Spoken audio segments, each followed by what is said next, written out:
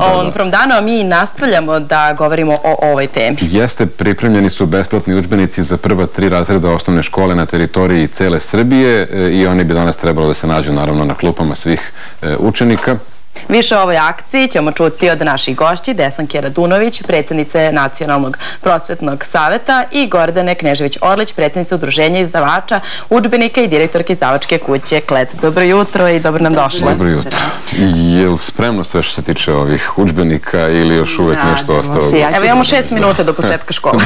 Ja ću samo da iskoristim priliku da u svoje lično ime i mojih kolega iz Nacionalnog prosvetnog saveta poželim srećan početak školske godine učenicima i nastavnicima, da se želim da se što lepše druže i da što više nauče, i kao što vidimo ovaj dečak je lepo naučio lekciju procenata, znači nije je zaboravio, i to je vrlo pozitivno, jer kažemo da je naše znanje vrlo kratkotrajno, ovo koje se stiče u školama, znači početak je dobar. Dobar, i hvala Bogu, pa ove godine prvi put posle dužeg vremena nema nekih najava štrajka kao što je bilo ranije godina. Ali nećemo o tome sada, da ne ureknemo. Sada kada govorimo o ovom projektu, koliko đaka je obuhvaćeno ovim projektom? Koliko će njih da dobije besplatne udžbenike? Ovaj projekat ove godine za prvi, drugi, treći razred, znači nabavlja udžbenike, odnosno u prvom i drugom razredu deca dobiju udžbenike za osnovne predmete srpski, matematika, sve to oko nas, a u trećem tu su uključeni i priroda, muzičko i likovno. Ono što moramo da kažemo da je problem sa ovim, znači projekat besplatnih udžbenika je jedna jako dobra ideja i svakako treba detaljno i temeljno raditi na tome kako da se održi i sprovodi dalje. Jedino što je vaša kuća, i ne samo vi, nego još neki drugi ljudi, bilo je zamirki u stvari na brzinu sprovođenja te ideje, bez nekih priprema kroz zakon i podzakon. Na brzinu i na način sprovođenja. Dakle, to je ono protiv čega smo mi i dalje, i insistirat ćemo na tome da se projekat analizira, a to je što su udžbenici koji su dobili odobrenje Nacionalnog prosvetnog saveta, ministarstva, na brzinu morali biti menjani, i od integralnog udžbenika u kom dete dobija sve, morali smo da napravimo jedan deo koji se zove udžbenik i u koji dete ne sme ništa da piše, i drugi deo koji je radna sveska. Taj tako napravljen na brzinu komplet nije prošao nikakve dodatne provere, osim nekih administrativnih provera u Ministarstvu prosvete. I ono što je još važno, znači deca dobijaju na poklon besplatno radne sveske, a te udžbenike će vraćati na kraju godine. To je ono što roditelji treba da znaju.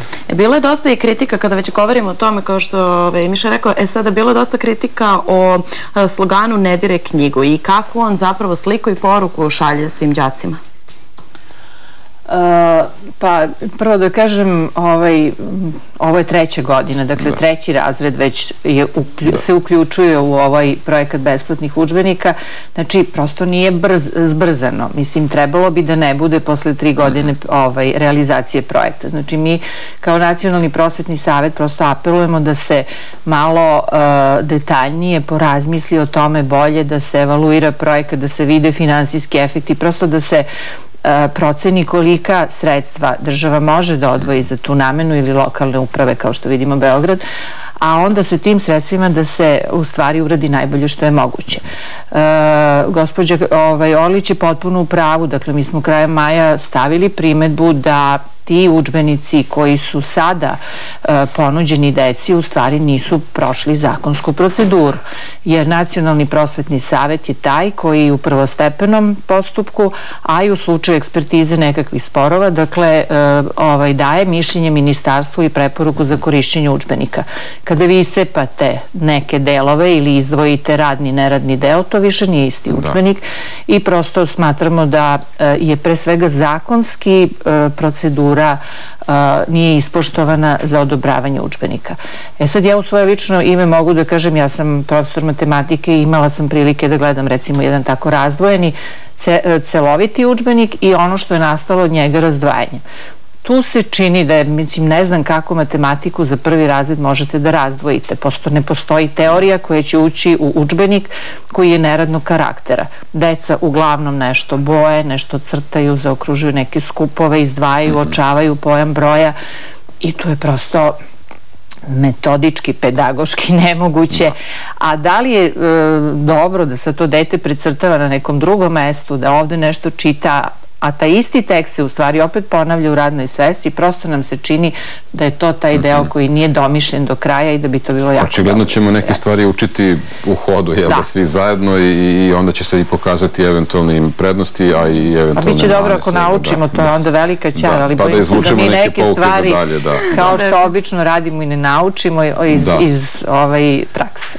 Nastavit ćemo ovaj razgovor za nešto više od pola sata, budući da nam je ovo važna tema, pa nam ostajete još malo u gostima. Hvala vam za ovo prvo poluvreme.